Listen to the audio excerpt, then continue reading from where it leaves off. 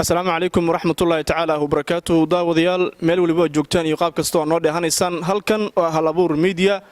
waxaana markaas nooga barateen inaan idin soo gudbino warar iyo sidoo kale barnaamijyo xiiso badan taas oo aan ka hadlayno wacyi ka jira gobolka iyo sidoo kale Soomaaliya oo dhan iyo waliba caalamka intiisa kale daawadayaal barnaamijku caaway waa ka duwan yahay barnaamijyadii hore nooga barateen waana ka xiiso badan yahay runtii waxaana markaasi barnaamijkan caaway aan uga hadlaynaa buug cusub oo markaasi lagu soo bandhigay magaalada Tangaalka iyo xarunta gobolka Mudug waxaana markaasi waa carwada buugga waxaana buuggan markaasi uu yahay buug ay qoreen daayar ama daayar runtii maskaxdooda aad u shilay waan uga mahad celinaynaa Halabuur Media waxa ay booqatay goobta lagu soo bandhigayo buuggaasi waana hotelka Embassy waxaan uga mahad celinaynaa halwadeennada markaasi Halabuur Media iyo sidoo kale halwadeennada shaqaalaha hotel Embassy sida quruxda badan inoo soo dhaweeyeen markale kulanti haboon barnaamijka halkan waxaan kala socodsiin doonaa Maxamed Cabdullaahi CD waxaan iga qayb gali doonaa hadii Allah awood loo ogolaado barnaamijka muddada uu markaasi hawada ku jiro daawadayaal Halabuur daayar isla markaana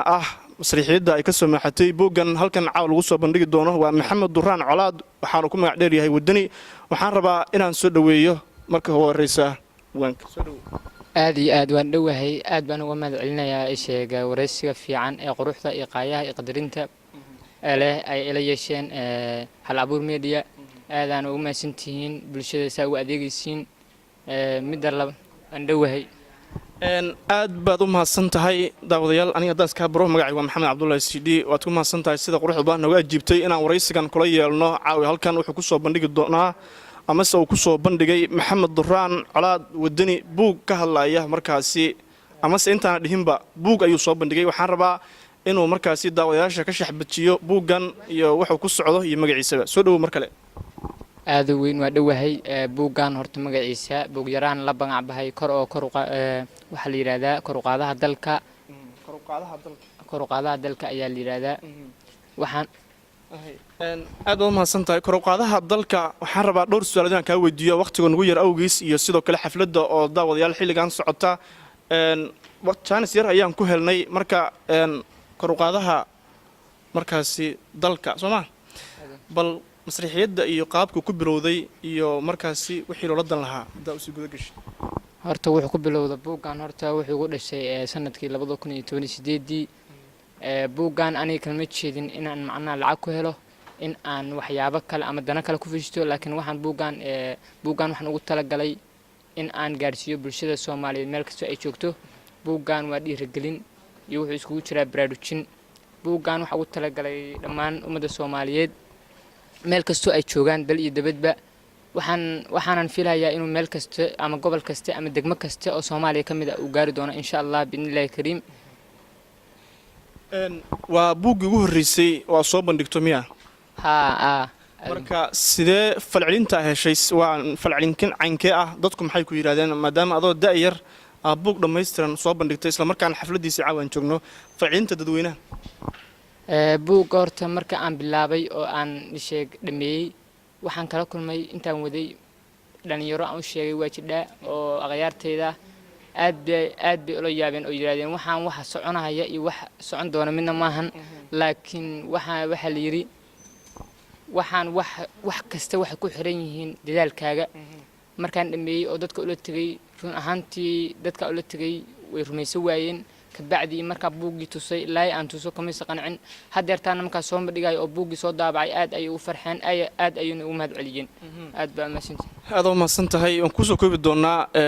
marka waxaan rabaa inaan wax yar ka weydiino cidii kugu dhiirigelisay buuggan inaad aastid isla markaana intaas aw shaqadaysid ayadoo waliba dadka qaarkood si kale ku fahmayeen cidii kugu dhiirigelisay horta waxay ugu dhiirigeliyay dad qaas ah ama dad xoogaa aan yareen oo dad badan oo aqyaarteyda asxaabteyda waxaana kamid ah Mahad Maxamuud Cabdiraxmaan oo saaxiib igu qaaliyo oo markastan igu garab taagnaa in aan buuggan qoro mar labaad dhanka waxa igu macnaa igu dhiirigeliyay sidoo kale Cabdullaahi Cabdi Caajis oo asna ahaa saaxiib qiimo badan oo ila garab taagnaa hil iyo hooba inta buuggan ku dhex jiray يوم هلينا بوقي سعادة هلينا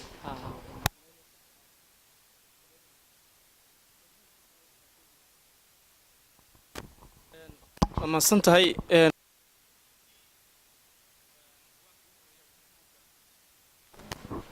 haddii ciwaanka ugu horeeyo kale buugga oo wax nooga sheegtidoo kale ama se bega ugu horeeyo kale hal iyo laba haddaad nooga taabatid wuxuu ka hadlayaa horta cutubka koowaad cutubyo badan inaa waxaan rabaa kuu sheego caaway cutubyada aan meesha cutubyo badan ka kooban yahay wuxuu ka kooban yahay ilaa iyo 6 cutub cutubka ugu horeeyana wuxuu noqon doonaa biidnillaahi alkariim dhibaatada haysata dhalinyarada Soomaaliyeed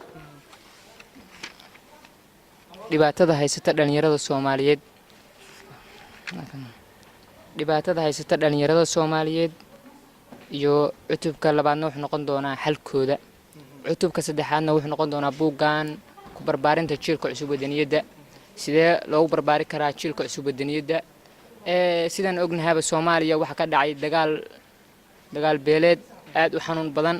saameeyana dhammaan qaybaha dhan meel kasto ama degmo kasta ama magaalo kasta oo Soomaaliya kamid ah dagaalkaas meesha wuxuu ka saaray wadaniyadii iyo daljacaylkii marka runtii waxa ka mid tahay aqoon-yahanada ku sugan magaalada Gaalkacyo buuggan dhammaantiis waxa uu ku qoran yahay Soomaali marka dadku markuu yiraahdeen maxaa eriyo kamid Ingiriis ugu soo darweedo kale iyo wax noocaas ah dad qaar way yiraahdeen oo waxay yiraahdeen Ingiriiska iyo Soomaali maxay ugu darweedeen laakiin aniga waxaan ahay Soomaali ma rabi inaan Ingiriis ama luqad kale ku turjumo buugayga waxaan rabaa dadkayga inay fahmaan dalkaygana ugu baahayo insha Allah biidnillaahi alkariim aad baad u mahadsan tahay